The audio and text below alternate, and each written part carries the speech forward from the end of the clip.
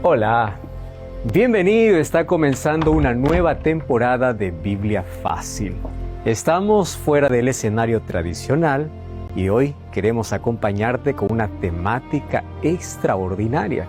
Ahora te voy a contar de qué se trata, pero antes, grande abrazo para ti, me alegra que puedas estar allí en casa sintonizando este programa por la TV Nuevo Tiempo, por la radio, por las redes sociales, por YouTube, por Facebook, por cualquier otro medio. Bienvenido, me alegra poder saludarte allí donde estás. Qué alegría poder estar una vez más aquí entregando este programa en una nueva temporada. Y esta temporada tiene un título extraordinario. Hoy vamos a hablar durante todos estos próximos temas sobre la vida del apóstol Pablo. En cada historia que vamos a acompañar, vamos a encontrar lecciones importantísimas para nuestra vida. Así que hoy estamos listos para poder comenzar conociendo un poco de su vida antes de su encuentro con Jesús. ¿Cuáles son las lecciones que nosotros vamos a aprender de ella? Así que siéntete bienvenido, toma lápiz y papel, pero sobre todo toma una Biblia, porque es aquí donde estudiamos la Biblia. Y en la Biblia encontramos aquellas lecciones y enseñanzas que Dios tiene para brindarnos. Antes yo quiero ofrecerte un material exclusivo, extraordinario, y se trata del DVD Pablo, el mensajero de la cruz. En este DVD tú vas a encontrar 15 temas sobre las principales enseñanzas del apóstol Pablo.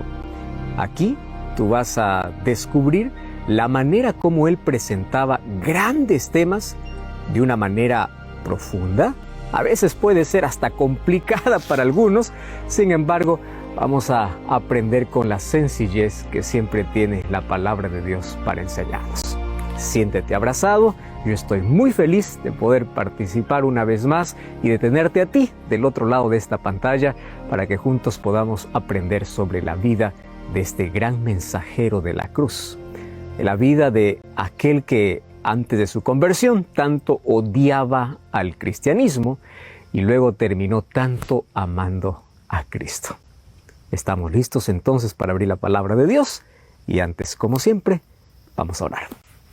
Querido Dios, gracias por esta oportunidad que tenemos de estar en este ambiente tan maravilloso para poder aprender las enseñanzas de este apóstol que tú levantaste para poder llevar el mensaje para todo el mundo. En su mensaje hay tantas lecciones que tenemos que aprender. En su vida hay cosas que nosotros tenemos que aprender. Y hoy queremos que tu Santo Espíritu pueda guiarnos al conocimiento de tu verdad.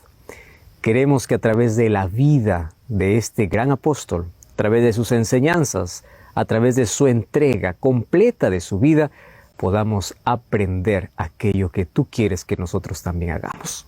Toma nuestro corazón, bendice las personas que están en este momento participando de este programa, abrázalos fuertemente, en el nombre de Jesús. Amén. En el Antiguo Testamento se destaca a Moisés al escribir 5 libros de la Biblia. Y en el Nuevo Testamento se destaca a Pablo al escribir 13 libros. ¿Sabes que Pablo es considerado el mayor teólogo y el más grande misionero del cristianismo? Él también es llamado el apóstol de los gentiles. Sabes que sus escritos pueden confundir a algunos, mientras que otros toman lo que él escribió para hacerle decir lo que nunca dijo. Sin embargo, al analizar de manera profunda sus escritos, vamos a descubrir que todos ellos están en armonía con las Sagradas Escrituras. Conociendo un poquito de su vida, la tradición dice que la apariencia física de él no era tan linda. Su estatura no impresionaba, no tenía un cuerpo fuerte, tenía piernas medias arqueadas, una nariz grande, labios finos y una quijada firme. No tenía elegancia, pero tenía firmeza y tenía poder. Este fue el instrumento de Dios para poder quebrar las barreras que había entre judíos y gentiles. Tú sabes que Pablo fue levantado por Dios para evangelizar el mundo. Y su versatilidad y educación le permitió para que él pueda debatir con los rabinos en las sinagogas, con los magistrados orgullosos en las cortes y con los filósofos allí en sus círculos de conocimiento. Pablo tenía todas las condiciones de encontrar el camino fuera de los preconceptos, fuera del exclusivismo religioso. Por eso es que Dios lo levantó para ese propósito. Ahora, ¿cuáles fueron sus orígenes? Pablo nació más o menos en la misma época de Jesús. Cuando Esteban fue apedreado en el año 34 después de Cristo, Hechos 7:58 dice que Pablo era joven. Y en el mundo griego, joven significa una persona que tiene entre 20 y 30 años. Es más probable que Pablo tenga 30 años, ya que él era miembro del Sanedrín judío, y allí no se aceptaba a menores de 30 años. Entonces, más o menos tenía 30 años en esa época. Y eso significa que mientras Jesús jugaba como niño en las calles de Nazaret, Pablo jugaba allí en las calles de Tarso, que estaba al otro lado de las cordilleras del Líbano. Y Tarso, pues Tarso está más o menos en medio del camino entre Jerusalén, que era el centro del judaísmo, y Constantinopla, que fue capital del primer emperador romano. Tarso, sabes que Tarso era la principal ciudad de Cilicia. Era uno de los 3 principales centros de educación del mundo de aquella época. Ahora, sus escuelas se dedicaban a la filosofía, a la retórica y al derecho. Era una ciudad notable por la ciencia, por la educación y por la cultura que tenía. Y esa cultura es donde se mezclaban griegos, romanos y judíos. O sea, la ciudad de Tarso era una ciudad políglota. Por eso es que allí Pablo aprendió no solo el hebreo y la lengua que hablaba su pueblo, que era el arameo, sino también aprendió el griego, y además puede ser que Pablo haya aprendido el idioma latín, que era la lengua oficial en todo el Imperio Romano, allá en el primer siglo de la era cristiana. Muchos llamaban a Tarso orgullosamente la pequeña Roma, porque personas de diferentes orígenes vivían allí, y allí por eso se escuchaban diferentes lenguas. ¿Sabes que la ciudad de Tarso comercializaba pelo fino y pelo de cabra, que era usado para un tejido rústico? Y de entre las mercaderías fabricadas y comercializadas, pues estaban también las tiendas. Tarso era el centro de una grande ruta comercial, además de su buena educación, que era la principal competencia de Atenas y de Alejandría. Allí fue donde creció Pablo. Ahora, Pablo siempre amó las ciudades. Si nosotros hacemos una comparación, mira, a Jesús le gustaba enseñar al pie de las montañas, pero a Pablo le gustaba ir de una ciudad a otra. Estaba en Antioquía, Éfeso, Atenas, Corinto, Roma, que eran las capitales del mundo antiguo. Mientras que Jesús usaba las imágenes de la naturaleza, los lirios, las ovejas, el buen sembrador, Pablo usa un lenguaje de ciudad. Él usa el lenguaje de soldado, de la armadura, del atleta, de construcción de casas, para que veas la diferencia entre ellos dos. Ahora, su padre era uno de los muchos judíos dispersos por las ciudades del mundo gentil que estaba envuelto en la actividad comercial. Y claro que el padre de Pablo pues seguía firmes sus costumbres en vestimenta, en alimentación, en religión. Y es posible que Pablo haya nacido en Palestina, porque según Filipenses 3:5, él dice que es hebreo de hebreos. Y ese era un título que solo pertenecía a los judíos que nacían en Palestina. Por lo tanto, el corazón de Pablo estaba en Jerusalén. Los héroes que Pablo tenía de niño no eran Horacio ni Hércules, sino era Abraham, José, David, Moisés. Esos eran sus héroes. Ahora, ¿será que Pablo frecuentó la Universidad de Tarso? ¿Será que allí bebió las fuentes de sabiduría de los griegos? Es interesante ver que Pablo hace referencia a los poetas griegos. Eso significa que él estaba muy familiarizado con la literatura de Grecia. Cuando nosotros vamos a analizar el discurso en Atenas, muestra la capacidad que tenía. Además, recordemos que la Universidad de Tarso era conocida por sus debates. Y esta es una característica marcante en todos los escritos de Pablo. A él le encantaba debatir. Ahora, el centro de formación rabínica judaica pues estaba en Jerusalén. Pablo, cuando tendría sus 13 años, fue enviado para Jerusalén. Probablemente él llegó en el mismo año que Jesús visitó por primera vez a Jerusalén, cuando tenía 12 años. Porque para todo niño con inclinación religiosa, Jerusalén era el centro de todas las cosas. Era el paso de los profetas, era el paso de los reyes, era donde se guardaban las memorias sagradas. Y allí en Jerusalén había un profesor notable, un profesor que dirigía la facultad de Jerusalén en esa época. El nombre de este profesor era Gamaliel. Y Pablo dice que fue educado a sus pies. O sea, todos los judíos aún lo recuerdan como el gran rabino. Era un fariseo fuertemente apegado a las tradiciones.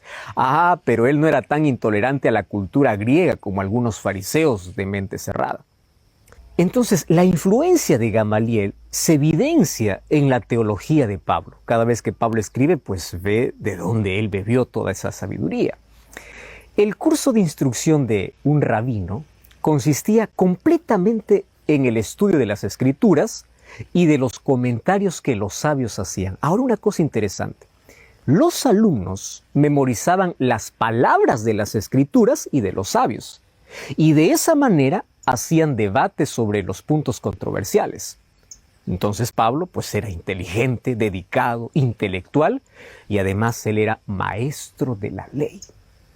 Pablo pues se educó con el máximo rigor, de acuerdo con la interpretación farisaica de la ley. Recordemos que Pablo fue un destacado estudioso de la ley y un defensor acérrimo del judaísmo. Por eso es que su celo lo llevó a perseguir a la iglesia cristiana y en sus inicios, porque Pablo consideraba que era una secta hebrea que estaba contraria a la ley y que debía ser destruida. Después de su encuentro con Jesús, claro que él fue un grande predicador, y siempre que visitaba una ciudad de habitantes de judíos, su primera aparición pública, ¿dónde lo hacía? En la sinagoga, porque su formación rabínica y su conocimiento del Antiguo Testamento le garantizaban la oportunidad de hablar en cualquier sinagoga. Ahora, ¿qué sucedió después que terminó sus estudios en Jerusalén? ¿Qué pasó? No sabemos. Solo se sabe que estuvo distante de Jerusalén y de Palestina durante todo el ministerio de Juan el Bautista y todo el ministerio de Jesús. No tenemos información sobre lo que pasó en ese tiempo. Sin embargo, la historia de Pablo me enseña que no importa la educación que tengas, tú puedes estar equivocado. Puedes estar equivocado en tus convicciones religiosas. Y también me enseña que tú puedes pensar que estás en el camino correcto sirviendo a Dios. Sin embargo, tú puedes estar contra Dios. Sabes que Pablo era sincero en lo que creía. Él siempre pensó que estaba haciendo la voluntad de Dios. Pero quiero que recuerdes, no siempre ser sincero significa estar en la verdad. Hasta que tengas un encuentro personal con Cristo y descubras allí cuál es la voluntad de Dios, ahora recién estarás haciendo la voluntad de Dios. Mientras eso no suceda, tú siempre estarás en contra de Dios. Y es interesante ver que Pablo, para que acepte el cristianismo, pues era humanamente imposible, porque él odiaba el cristianismo y él veía cómo el cristianismo crecía en Jerusalén. Al principio lo ignoraron pensando que pronto acabaría. Sin embargo, después del Pentecostés, el cristianismo venía en aumento, cada vez crecía y crecía más. El apedreamiento de Esteban señaló el comienzo del primer periodo de persecución que devastó a la iglesia naciente. ¿Y sabes? Pablo se destacó en esa persecución. Hechos capítulo 8, versículo 3 dice que había un arranque de odio fanático contra los cristianos. Pablo los arrancaba de las casas donde los encontraba y los arrojaba a la cárcel. Pablo los castigaba, los sacaba de las sinagogas. Cuando él cuenta su historia incluso en Hechos 22, 19 y 26, 11. Él daba su consentimiento para matar a los cristianos. Él mismo cuenta en Hechos 22, 4. El mayor enemigo del cristianismo un día se rindió ante Cristo. Y esta historia muestra que nada es imposible para Dios.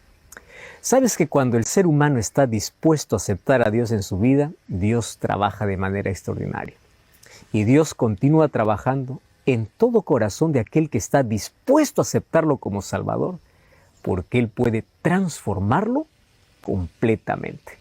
Ahora, la pregunta es, ¿cómo es que Él se rindió a Cristo? ¿Cómo sucedió ese encuentro de Pablo con Cristo? Eso es lo que veremos ahora.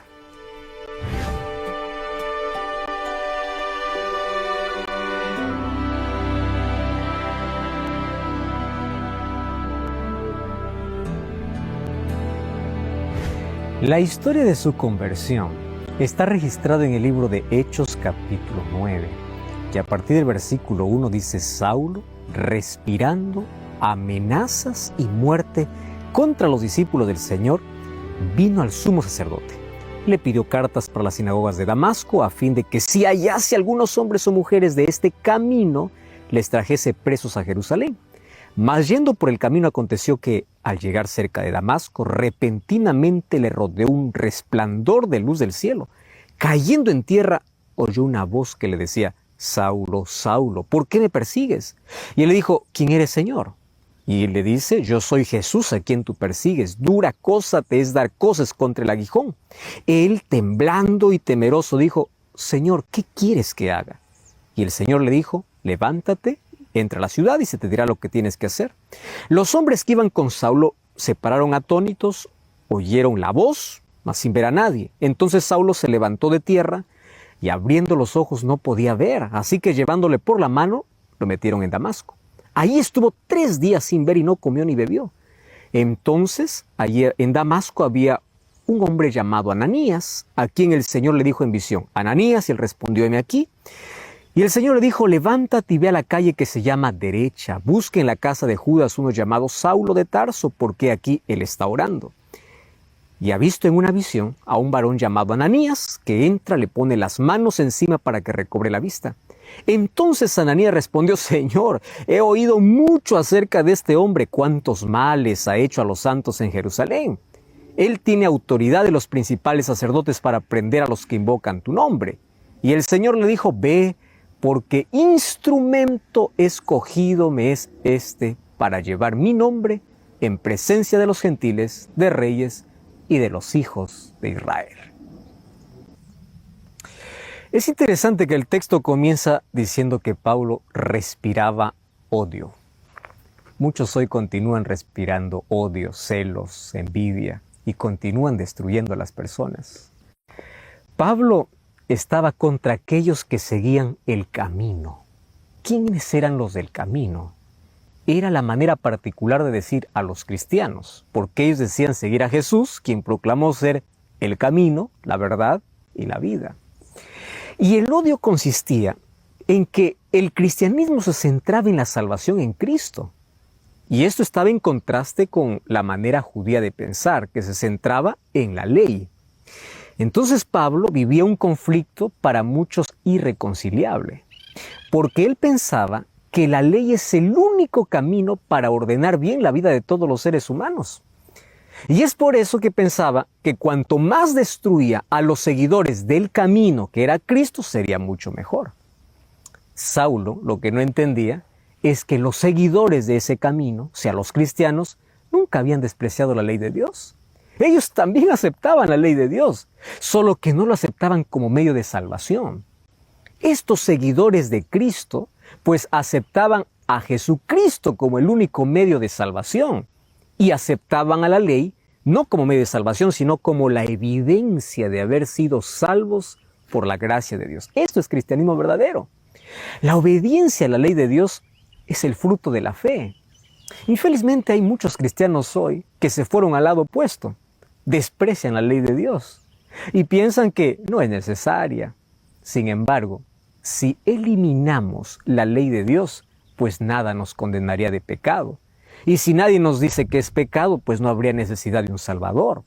Hoy quiero decirte que no hay conflicto entre la ley y Cristo, porque cuanto más firme es la ley, más intensa es nuestra necesidad del sacrificio de Jesús para poder redimirnos. Mas el pensamiento del apóstol Pablo pues era lo opuesto. Él no lograba entender que no existe un conflicto entre la gracia y la ley. Él no lo entendía. Y por no entenderlo, él pensaba que los cristianos estaban equivocados. Y porque estaban equivocados tenían que ser eliminados. Para Pablo pensaba que estaba haciendo un favor a Dios. Por eso es que él iba a Damasco. Y a partir del versículo 3 en adelante, cuenta lo que sucedió en el trayecto, allí en su viaje. De Jerusalén para Damasco hay unos 250 kilómetros.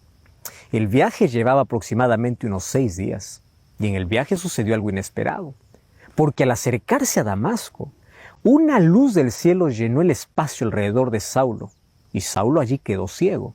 Él fue derribado probablemente del caballo en el cual iba, y cuando estaba allí en el suelo, él escuchó una voz: Saulo, Saulo, ¿por qué me persigues? La pregunta era puntual. Ahora, la mente de Pablo, como siempre, trabajó con suma rapidez y entendió que no eran los cristianos a quienes perseguía, solo que él no lo sabía. Por eso es que su respuesta fue: ¿quién eres, Señor? Y la respuesta de Jesús fue inmediata: yo soy Jesús, a quien tú estás persiguiendo. Dura cosa te es dar cosas contra el aguijón, o sea, estás perdiendo tiempo haciendo ese trabajo. Y Pablo, lleno de miedo, comenzó a temblar. La luz divina inició el proceso de iluminación espiritual que Saulo necesitaba. La luz brillante que se le apareció en pleno día era el rostro de Cristo glorificado. Pablo quedó completamente incapacitado para ver, por el efecto del exceso de luz que recibió, pero solamente era una ceguera física, porque ahora él podía ver espiritualmente, y él, como ahora veía espiritualmente, estaba dispuesto a obedecer. Por eso su respuesta es Señor. Ahora le reconoce como Señor y Dios, y le dice: ¿qué quieres que yo haga? Lo que está diciendo es: Señor, hasta aquí hice mi voluntad, pero ahora quiero hacer tu voluntad. Él estaba dispuesto a hacer todo lo que Jesús le mandara, porque en ese instante ya no era más enemigo de Jesús. Ahora creía en él. Sabes que Pablo era un hombre de acción. Al darse cuenta de su error, él no vaciló, él no postergó. Él pidió a Jesús que le diga qué tiene que hacer. Él se dio cuenta de que debía someter su voluntad a la voluntad de Cristo y que debía hacerlo ya, no con palabras, debía hacerlo con acciones. Entonces, el Señor tampoco demoró en aceptarlo. Jesús le dijo: levántate, entra a la ciudad y allí se te dirá lo que tienes que hacer. Entonces él se levantó del suelo, sus hombres que estaban con él pues los llevaron de la mano a la ciudad. Y allí en la ciudad permaneció 3 días en ayuno, sin comer ni beber. Y en esos 3 días él esperó las instrucciones que Jesús le había prometido. Ahora quiero que imagine la siguiente escena. Por aquella principal calle de Damasco pasa un ciego llevado por un grupo de personas. El mismo que tenía el corazón lleno de odio, que respiraba amenazas, ahora pasa humillado, quebrado por dentro. Sabes que él tuvo tiempo suficiente para dudar o para olvidarse de todo. Hoy muchos seres humanos hacen así. Si las cosas que Dios les anuncia no ocurren como ellos esperan, pues lo que hacen es dejar de creer. Y a causa de su incredulidad, no permite que Dios haga grandes milagros. Saulo no era así. Él creyó en las palabras de Jesús y no le importó si tuviera que permanecer ciego e inmóvil, es más, esperando. Fueron 3 días de silencio que esperó. Y él continuó esperando, él continuó confiando en la palabra de Jesús. A partir del versículo 9 hasta el versículo 19 dice que en Damasco había un discípulo llamado Ananías. Él tenía un buen testimonio, posiblemente era uno de los dirigentes de los cristianos que había allí en Damasco. Entonces Jesús se le apareció en visión y le dice: Ananías. Él responde: heme aquí, aquí estoy. Y la orden fue: levántate y ve a la calle cuyo nombre es la derecha y busca allí en la casa de Judas a un hombre llamado Saulo de Tarso. Y le dice: él está orando y te ha visto en visión que tú entras y tú colocas sus manos sobre él para que pueda recobrar la vista. Dios sabe dónde encontrarte, sabe tu dirección exacta. Pero Ananías fue totalmente tomado por sorpresa. Él sabía todo de Saulo. Él sabía de la furia de Saulo, de las persecuciones. Él sabía del objetivo de su viaje para Damasco. Y lo que Saulo hacía era tan violento que Ananías, a pesar de que él estaba acostumbrado a obedecer la voz de Dios, él se atrevió esta vez a presentar delante de Dios una observación. Y le dice, no es que pienso desobedecerte, pero solo quiero que tú recuerdes quién es ese hombre. Señor, tú sabes quién es Saulo. Y aquí el texto dice, Señor, yo he oído mucho acerca de este hombre. O sea, él ha hecho tantos males a los santos en Jerusalén. Aún aquí ha venido con autoridad de los principales sacerdotes para poder prender a todos aquellos que invocan tu nombre. Sabes que la observación de Ananías fue muy contundente, solo que su información no estaba actualizada.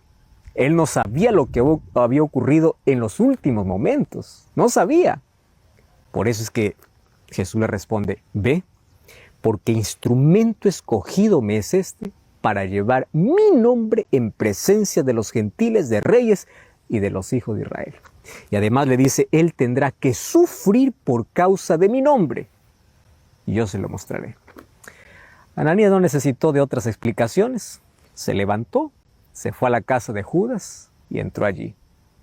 Puso las manos sobre a Pablo y le dijo, hermano Saulo. Este es un saludo que eliminó todas las diferencias anteriores que existían entre Pablo y los cristianos. El perseguidor ya quedó en el pasado. Los perseguidos ya no tenían por qué tener miedo, porque a partir de ahora era un hermano. ¿Sabes qué? El Señor Jesús le dice a Ananías, aquel que se te apareció en el camino, me ha enviado para que recibas la vista y seas lleno del Espíritu Santo. Y dice que en ese momento de sus ojos cayeron como escamas y comenzó a ver. Esto sucede cuando permitimos que el Espíritu Santo abra nuestros ojos espirituales. Esto sucede cuando nuestro corazón se ilumina, las escamas caen y comenzamos a ver lo que antes no veíamos. Antes teníamos una visión diferente de la vida, pero ahora nuestra visión cambia. ¿Por qué? Porque nosotros tenemos una ceguera espiritual por causa del pecado. Claro que aquí en la historia de Saulo esto fue literal, pero si tomamos en asuntos espirituales, todos tenemos ciertas escamas en los ojos que no nos permiten ver con claridad o hace que podamos tener una visión distorsionada de la vida.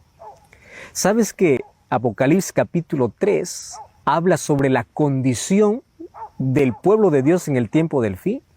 Y le dice, tú eres ciego y yo te aconsejo que compres colirio para que veas. Ese colirio es la acción del Espíritu Santo. El Espíritu Santo que trabajó en el corazón de Saulo es el mismo Espíritu Santo que quiere trabajar en tu corazón. ¿Y qué cosa es el Espíritu Santo en la vida? Pues el Espíritu Santo lo que hace es hacerte caer las escamas, sacarte de la ceguera espiritual.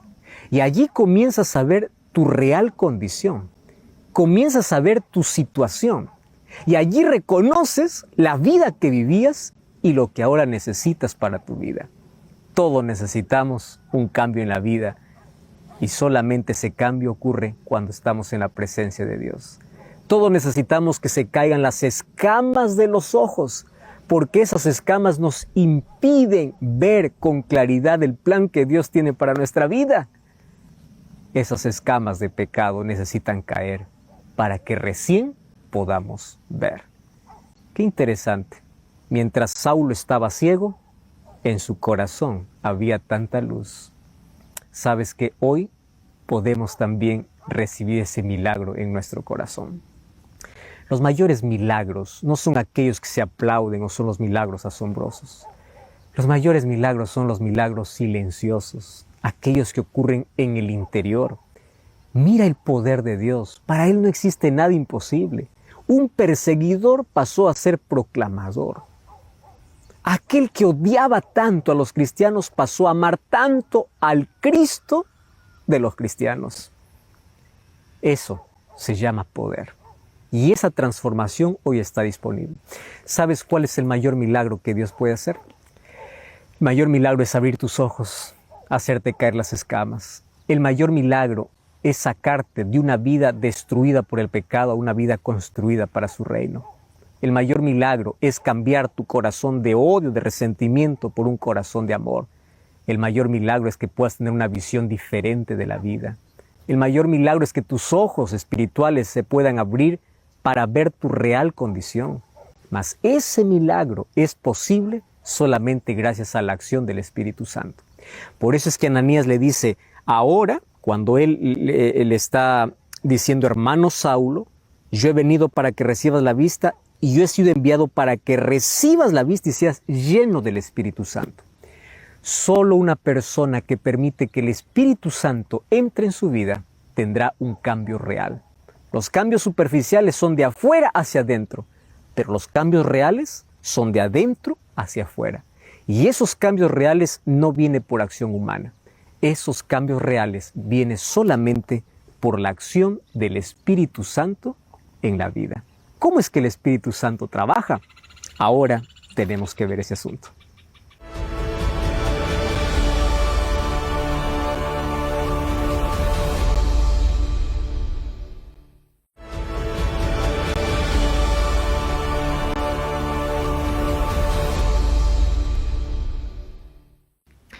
¿Cómo es que el Espíritu Santo hace ese trabajo misterioso y silencioso en nuestro corazón? Un diálogo que tuvo Jesús con Nicodemo le dijo así: el viento tú no sabes de dónde viene ni a dónde va, pero tú puedes ver sus efectos. Así es aquel que es nacido del Espíritu Santo. ¿Sabes qué significa? Que el Espíritu Santo, cuando nos convence de pecado, comienza un trabajo silencioso, misterioso. Nadie lo puede entender. Las personas comienzan a cambiar de manera natural. No es un fruto forzado, es un fruto natural. Eso es lo que el Espíritu Santo hace en el corazón de las personas que le permite actuar. Hay un texto extraordinario en el Antiguo Testamento, en el libro de Ezequiel capítulo 36, versículo 26, donde es la promesa de Dios. Y dice así: os daré un corazón nuevo y pondré mi espíritu dentro de vosotros y quitaré de vuestra carne el corazón de piedra y os daré un corazón de carne. Esta era la experiencia de Pablo. Pablo tenía un corazón de piedra, un corazón endurecido. Y una de las cosas que hace el pecado en nuestra vida es endurecer nuestro corazón. Y tú puedes decir, pastor, ¿qué significa endurecimiento de corazón? ¿Está hablando del órgano que bombea sangre? No, estoy hablando de la mente. La mente cada vez se cierra a la influencia del Espíritu Santo. Y esto es peligroso, porque un momento llegas a perder la sensibilidad. La promesa de Dios es: yo cambiaré tu mente, yo pondré un espíritu nuevo, yo quitaré de tu corazón, de tu vida, aquella incredulidad, aquella dureza, te daré una mente renovada. Y al poner mi espíritu en vosotros, dice el versículo 27, haré que andéis en mis estatutos y guardaréis mis preceptos. O sea, la obediencia natural, la respuesta que Pablo dio para Jesús, ¿qué quieres que haga? No era lo que Pablo podía hacer con sus fuerzas, era la acción del Espíritu Santo en su vida, porque solamente se puede obedecer cuando tenemos el poder del Espíritu Santo. ¿Y cuánto nosotros necesitamos de un corazón sensible que pueda oír la voz de Dios? Esto se llama conversión. Conversión no es un remiendo. Conversión es que Dios hace todo de nuevo. Es algo que se ejecuta en el interior. Cambian tus pensamientos, cambian tus emociones, todo es transformado. Nuestra vida se coloca en armonía con los preceptos y los propósitos divinos. Es cuando tú dices: Señor, que mi voluntad se someta a tu voluntad. ¿Sabes cuál es el objetivo de la conversión? Es que las escamas caigan de los ojos, para que puedas ver de manera diferente. Mira, lo que Pablo tanto odiaba, ahora era lo que tanto amaba. Cuando vas a Filipenses 1:21 dice que para él todo es Cristo. Jesús se convirtió en el centro de su vida. Jesús se convirtió en su esperanza, en su motivación, en su alegría, en su mayor tesoro, en la razón de su vida. Ahora sabía para qué vive y para quién vive. ¿Tú ya descubriste eso? Romanos capítulo 6, versículo 13, Gálatas capítulo 6, versículo 14, 2 Corintios 5, 17, Pablo dice que encontrarse con Jesús es pasar de muerte a vida, es ser una nueva criatura. O sea, su contacto con Jesús fue extraordinario y allí fue transformado. Dice el texto bíblico que después él se levantó y se bautizó. Se unió a la iglesia con un espíritu integrador y ejemplar. Y ese modelo que sirve a todos los que creen en Jesús para poder obedecer todas sus órdenes y para poder obedecer sus mandamientos. Hechos capítulo 9, versículo 20 al 25, dice que Pablo comenzó a predicar en las sinagogas de Damasco. Ahora fíjate, en los mismos lugares donde pretendía llegar para matar a los cristianos, allí comienza a predicar. ¿Cómo cambia todo en la vida, verdad? Ese es el cambio que ocurre en las personas por la obra del Espíritu Santo, cuando una persona se convierte al Señor. Ahora, ¿cuál era el contenido específico de su predicación? Él no tenía otra cosa que hablar sino Jesús, el Hijo de Dios, aquel que se le apareció en el camino. Y sus oyentes, dice la Biblia, que con asombro le decían, ¿no es este el hombre que en Jerusalén asolaba a los que invocaban el nombre de Jesús? Y la respuesta, ¿cuál era? Sí, yo soy.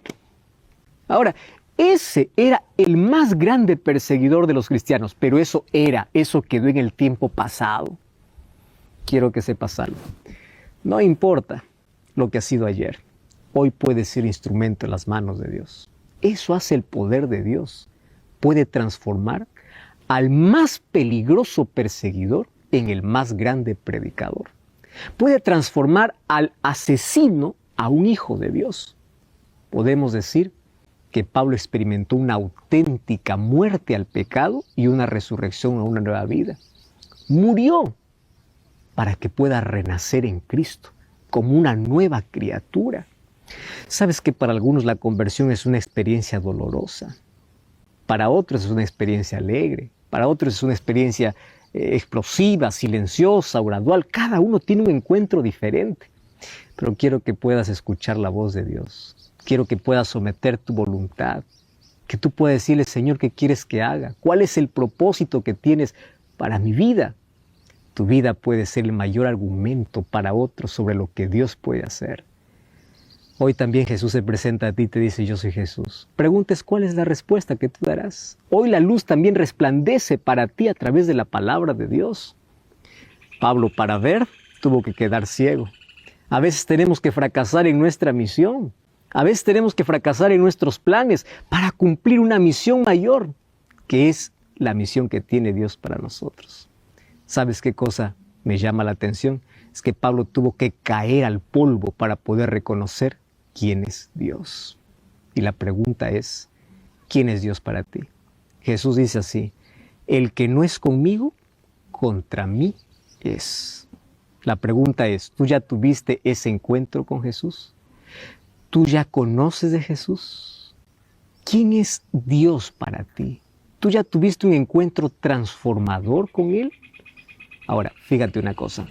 Si aún todavía no has tenido ese encuentro, hoy quiero extraer algunas lecciones importantísimas del capítulo 9 del libro de Hechos. Y esas lecciones tienen que ver con lo que hoy Dios quiere que nosotros hagamos. En primer lugar, Dios quiere cambiar todo lo malo y lo sucio que hay en tu vida. El capítulo 9, versículo 1 dice que Saulo respiraba amenazas y muerte. ¿Qué cosa respiras? Cuando dice respiraba significa la razón de su vida. ¿Cuál es la razón de tu vida hoy? Muchos, la razón de su vida es el odio, la envidia, la codicia, el mal. ¿Cuál es la razón de tu vida? Es la oscuridad. Ahora, Dios puede transformar el corazón más degradado por el pecado para un corazón transformado para el reino de los cielos. Eso lo hace Dios. Otra de las cosas impresionantes que aquí me impresiona o aquí me llama la atención en el capítulo 9 es que a veces en el dolor tenemos que reconocer que Cristo nos está llamando. Cuando Pablo o cuando Saulo estaba tan bien en la vida, él nunca iba a reconocer quién era Jesús. Hasta que un evento cambió su historia. Un evento cambió su vida para siempre. Y ese evento, obviamente, que fue doloroso. ¿Y por qué fue doloroso? Claro, porque en ese momento él tuvo que caer. Él tuvo que ser humillado. Él tuvo que quedar ciego para que pueda ver. Él tuvo que fracasar en su misión para que pueda recién entender la misión que Dios tenía para él. A veces Dios permite los fracasos en la vida, a veces Dios permite que podamos caer en la vida, a veces Dios permite que podamos estar allí en el polvo de la vida, y en ese polvo de la vida recién podemos levantar los ojos al cielo para decir: ¿quién eres, Señor? ¿Qué cosa es lo que tú quieres que yo haga? ¿Qué quieres que yo haga? Sabes, bendito dolor que nos lleva a los pies de Cristo. Bendito fracaso que nos hace levantar los ojos al cielo. Benditas enfermedades que nos hacen sentir frágiles para poder acordarnos que hay un Dios que nos está llamando. Tu dolor se puede convertir en bendición, tu sufrimiento se puede convertir en un encuentro con Dios, pero la respuesta que tú tienes que hacer es: Señor, ¿qué quieres que haga? Pero antes de decir qué quieres que haga, tú tienes que decir quién eres, Señor. Y para conocer a ese Señor que te está llamando, necesitas un encuentro primero con la palabra de Dios. Para conocer cuál es el carácter de Dios, cuál es el plan que Dios tiene para tu vida. ¿Quién eres? Una vez que te conozco, entonces, ¿qué quieres que haga? Yo quiero hacer tu voluntad, quiero someter mi voluntad a tu voluntad. Yo no quiero más seguir mi propósito, mi vida, mi plan. Yo quiero someter mis planes a tu voluntad. Eso es lo que sucedió aquí. Otra de las cosas interesantes es el encuentro que Dios tiene con Ananías. Otra lección importante para la vida. Dios le dice a Ananías: anda a tal dirección. En esa dirección vas a encontrar un hombre que está orando. Dios conoce exactamente dónde estás. Dios no solamente ve tus acciones, Dios ve tus motivaciones, Dios ve lo que ocurrió exactamente en los últimos minutos de tu vida. Claro que Ananías no sabía, porque él solamente sabía el pasado de Saulo, no sabía el presente de Saulo. Qué lindo es saber que a Dios ya no le interesa más el pasado cuando en tu presente está Él. Qué extraordinario es saber de ese Dios, que el pasado lo deja ya en su lugar, en el pasado, porque ahora sabe que en el presente hay algo mejor, y ese presente es Cristo. ¿Y qué cosa me llama la atención? Para Ananías, Saulo era apenas un perseguidor, era un asesino, pero para Dios, ¿quién era? Un instrumento escogido. Tú puedes ser para las personas la oveja negra, tú puedes ser para los demás el malo, el criminal, pero para Dios tú puedes ser un instrumento si le permites actuar. ¿Sabes una cosa? Dios no te ve como eres en el presente. Dios te ve como serás en el futuro, transformado por su gracia para honra de Él. ¿Cómo es posible que un asesino pueda ser un instrumento de Dios? Claro, tiene que pasar por el proceso de transformación. Y ese proceso de transformación ocurre cuando tenemos un encuentro real con Dios. Finalmente, aquí dice que después que Pablo entendió todo, después que él recobró la vista, versículo 18 dice: se levantó y fue bautizado. Porque el bautismo marca nuestro comienzo, marca nuestra experiencia con Dios. Nadie puede decir: yo me encontré con Dios, pero no quiero ser bautizado. Mira, qué interesante este proceso. Ese proceso comienza con el trabajo del Espíritu Santo en el corazón, pero el Espíritu Santo en el corazón te motiva y te lleva a una decisión por Cristo. ¿Cuál es la decisión? Una entrega completa a través del bautismo. Pablo comenzó su nueva historia siendo bautizado. Tú también eres invitado a una nueva vida. El Espíritu Santo ya está trabajando de manera silenciosa en tu corazón. Ahora, sin embargo, todavía no has tomado ese paso de fe. ¿Qué cosa es lo que estás esperando? Este es el momento para tomar la decisión. Yo quiero ser como Saulo, quiero tener un encuentro con Cristo, quiero permitir que el Espíritu Santo entre en mi vida, transforme mi vida, y yo también quiero ser bautizado. Y a partir de allí tú comienzas una nueva vida, con una nueva visión y con una nueva misión. ¿Entendiste? Una nueva visión, porque empiezas a ver las cosas de manera diferente, y una nueva visión o una nueva misión, porque Dios tiene un plan y un propósito para tu vida. Cuando vamos al libro de Filipenses, capítulo 1, el versículo 21, Pablo dice así: porque para mí el vivir es Cristo y el morir es ganancia. Cristo se convirtió en el centro de su vida. ¿Pero cómo lo hizo? Filipenses capítulo 3, versículo 8, o versículo 7 y versículo 8 dice así: por cuántas cosas eran para mí ganancia, las he estimado como pérdida por amor de Cristo. ¿Estás entendiendo ese texto? Versículo 8. Y ciertamente aún estimo todas las cosas como pérdida por la excelencia del conocimiento de Cristo Jesús mi Señor, por amor del cual lo he perdido todo. Pero todo lo tengo por basura para ganar a Cristo. Probablemente este sea uno de los textos más fuertes donde Pablo expresa la pérdida y la ganancia. ¿Qué cosa perdió Pablo? Probablemente influencia, poder, familia. Perdió muchas cosas. Pero él dice así: comparando lo que perdí con las cosas que gané. ¿Qué cosa gané? Gané a Cristo. Gané esperanza. Gané paz. Gané vida eterna. Gané todo. O sea, si tú empiezas a comparar las cosas que pierdes con las cosas que ganas, dice, si yo comparo, dice Pablo, las cosas que he perdido es como basura frente a las cosas que Dios me da. Eso significa hacer de Jesús el mayor tesoro.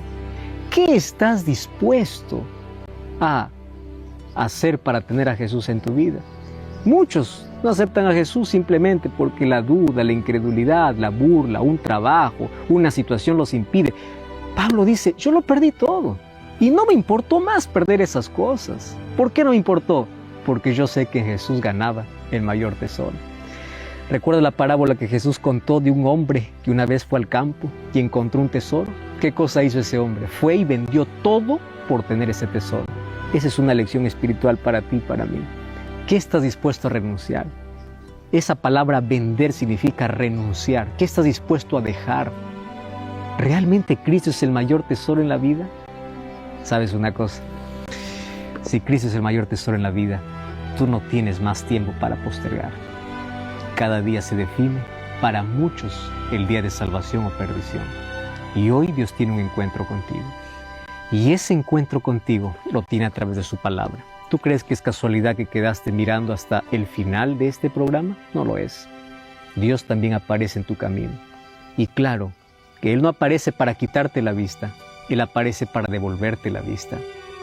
Pero su resplandor que iluminó para Saulo, hoy también ilumina para tu vida a través de la palabra de Dios, porque esto es luz que disipa la oscuridad. Y la misma voz que escuchó Saulo, hoy también lo escuchas tú. Rodrigo, José, María, Roberto, Viviana, Jorge, Luis, ¿por qué me persigues? ¿Por qué estás en contra de mí? Dura cosa te es dar cosas contra el aguijón. Tú estás maltratando, estás perdiendo tu vida. ¿Qué cosa estás haciendo lejos? ¿Qué haces luchando contra mí? Por eso Jesús dice, el que no es conmigo está contra mí. ¿Qué haces persiguiendo? Hoy es el momento de rendirnos y hacer la misma pregunta que Saulo. Señor, ¿quién eres y qué quieres que yo haga? Y esa voluntad está expresada en la palabra de Dios. Yo voy a estar orando aquí para que tú tomes una decisión. La decisión de rendirte a Cristo y también de hacer la misma pregunta. Señor, ¿qué quieres que yo haga? Y Dios te mostrará lo que tienes que hacer en su palabra. Todo aquel que tiene un encuentro con Jesús siempre se rendirá a Él. ¿Sabes que es triste ver las personas que a pesar del encuentro que tienen con Dios, nunca se rinden y pasan mucho tiempo en la vida lejos de Dios? No pierdas más tiempo. No estés en contra de Él. Los brazos de Cristo se abren todos los días para poder recibir al más miserable pecador. Sabes que el cielo estará lleno de ex grandes pecadores arrepentidos. El ex asesino Saulo un día estará en el cielo, por la gracia de Dios, porque un día aceptó a Cristo en su vida y cuando lo aceptó, Él fue bautizado. ¿Tú quieres tomar esta misma decisión? Vamos a orar. Querido Dios, gracias porque en tu palabra encontramos lindas enseñanzas para nuestra vida. Gracias porque hoy comprendimos que nos estás llamando y no importa más nuestro pasado. Entregamos nuestro corazón en el nombre de Jesús. Amén. Que Dios te bendiga. Apenas está comenzando esta serie especial sobre Pablo. vamos a acompañar a Pablo paso a paso en muchos de sus viajes, en su obra, en su misión. Nos encontramos en la próxima lección.